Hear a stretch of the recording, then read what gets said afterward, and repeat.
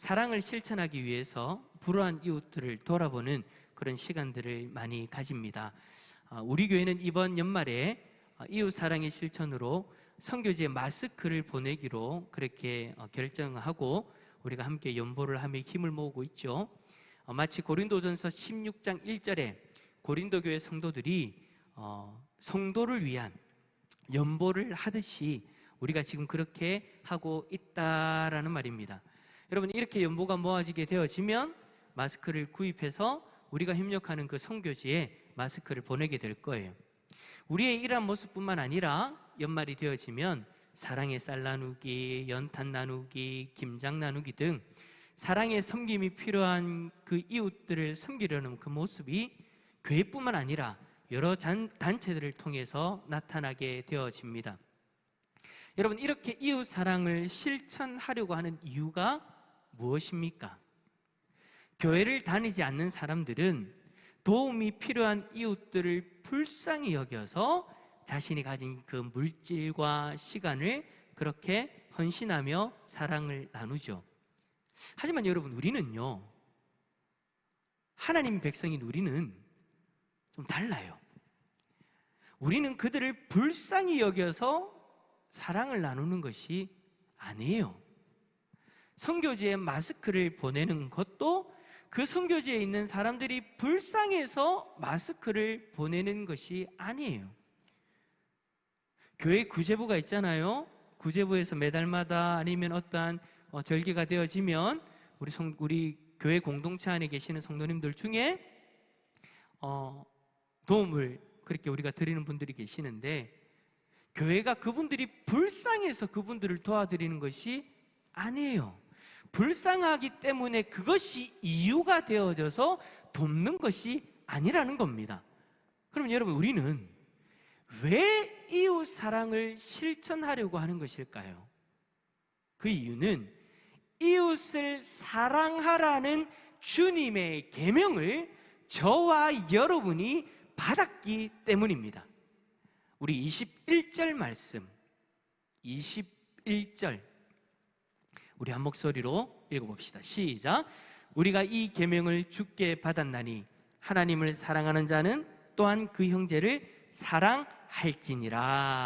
아멘.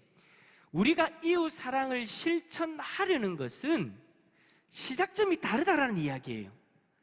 다른 사람들, 그러니까 예수님을 믿지 않고 하나님 백성이 아닌 사람들, 불신자들은 자신의 마음에 불쌍히 여기는 마음이 우러나와서 이웃을 사랑하려고 하는 것이지만, 우리가 이웃 사랑을 실천하려고 하는 것은 그 마음이 우리의 이유가 아니라는 거예요. 이유가 뭐라고요? 하나님의 뜻이 이유가 되는 겁니다. 이것은 여러분 완전히 다른 이야기예요. 불쌍히 여기는 내 마음이 이웃 사랑의 이유냐, 아니면 하나님의 뜻이 이웃 사랑의 이유냐? 우리는 하나님의 뜻이 이웃 사랑의 이유인 사람들입니다. 16절의 말씀처럼 하나님은 사랑이신데 그 하나님이 우리가 이 형제들을 서로 사랑하기를 원하시는 거예요. 그래서 여러분, 형제 사랑은 우리의 감정, 우리의 상황에 따라서 해도 되고 안 해도 되는 그런 것이 아니라는 거예요. 형제 사랑의 실천은 우리의 선택이 아니라, 상황에 맞는 선택이 아니라 반드시 순종해야 되는 하나님의 계명이다라는 것을 오늘 본문 말씀은 우리에게 그 말씀을 전해주고 있는 겁니다. 만약 내 마음이 이웃 사랑의 이유라면, 내 마음이 이웃 사랑의 이유라면 나의 상황, 나의 감정에 따라서 해도 되고 안 돼도 되겠죠. 하지만 여러분, 그게 아니라는 거예요. 우리의 이웃 사랑 실천은 겨울에 특별히 하는 이벤트가 되어서는 안 됩니다. 겨울이 되어지고 추워지니까 불쌍한 사람들이 눈에 보이니까, 춥게 있는 이들이 보이니까 우리의 마음이 그런 감동이 되어져서 하는 일들이 아니라는 거예요. 누군가가 불쌍하게 여겨질 때만 하는 것이 아니라는 거예요. 그리고 나의 마음에 드는 사람에게만 하는 것도 아니라는 거예요. 원수까지도 사랑해야 되는 것이 우리가 준행해야 될 하나님의 계명입니다. 우리가 원하지 않더라도, 우리의 상황이 그리 되지 않더라도, 우리의 마음이 허락하지 않더라도 우리가 준행해야 될 주님의 계명이라는 거예요. 만약에 여러분 우리가 이 계명을 지켜 행하지 않으면 오늘 본 말씀에 우리를 뭐라고 이야기합니까? 거짓말쟁이라고 이야기합니다.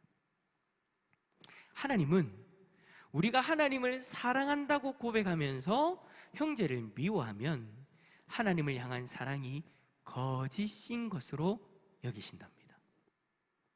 눈에 보이는 형제를 사랑하지 아니하는 자는 보이지 않는 하나님도 사랑할 수 없대요. 여러분, 우리는 하나님의 백성으로서 바람이 있지 않습니까?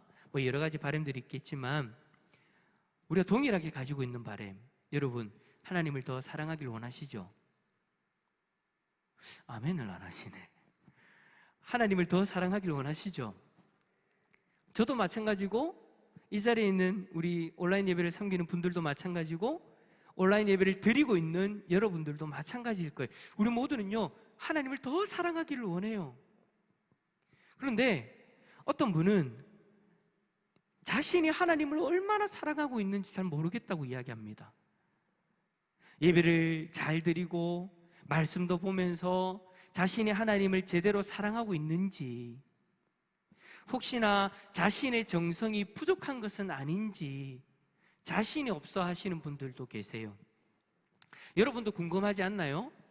여러분이 하나님을 얼마나 사랑하고 있는지, 여러분이 사랑한다고 하나님 앞에 고백하고 그렇게 살아가고 있는데 그 사랑의 고백을 하나님은 과연 얼만큼 받아들이고 계시는가? 얼마만큼 그 사랑을 인정하고 계시는가? 아마 궁금하실 거예요. 그런데 여러분, 그것을 측량할 수 있는 방법이 있다라고 이야기합니다.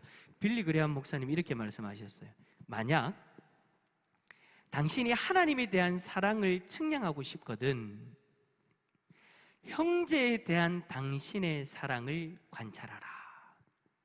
형제에 대한 관심과 사랑이 얼마만큼 있는가, 그것이 크면 클수록 당신은 하나님에 대한 많은 사랑을 바치고 있는 것이다.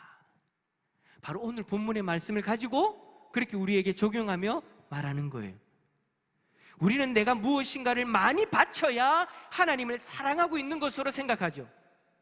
내가 무엇인가를 헌신을 많이 하거나 종교 행위를 많이 해야 하나님을 충분히 사랑한다라고 그렇게 우리 자신에게 스스로 위로의 말을 합니다. 하지만 성경은 그것이 아니래요. 여러분이 하나님을 사랑한다면 하나님께 받은 그 사랑으로 형제를 사랑하는 자리에 서야 됩니다. 하나님을 사랑하는 만큼 형제를 사랑해야 된대요. 만약 눈에 보이는 형제를 사랑하는 것을 뒷전에 미루고 예배를 잘 드린다, 교회 봉사를 잘한다, 헌금을 많이 드린다, 하나님은 그 모든 사랑의 표현을 죄송합니다, 거짓으로 받아들이신답니다. 충격적이지 않나요? 저는 이 말씀을 읽을 때마다 충격적이에요. 그런 비극적인 일이 일어날 수 있다라고 오늘 성경은 우리에게 경고하고 계시는 거예요. 콸스라는 사람은 이런 말을 합니다. 오늘 본문 말씀을 통해서 뭐라고 이야기하냐면, 만약 그대가 이웃에 대한 그대의 사랑을 경솔히 여긴다면 하나님에 대한 그대의 사랑의 고백이 헛것이다. 하나님에 대한 그대의 사랑은 그대의 이웃에 대한 사랑으로 나타나기 때문이다. 그대의 이웃에 대한 사랑으로 하나님에 대한 그대의 사랑이 커가는 것이다. 네, 여러분, 안타까운 것은 수많은 이 땅의 성도들이 하나님을 더 뜨겁게 사랑하고 더 깊이 사랑하고 싶어 하면서도 그 사랑의 표현을 그릇되게 하더라라는 것입니다.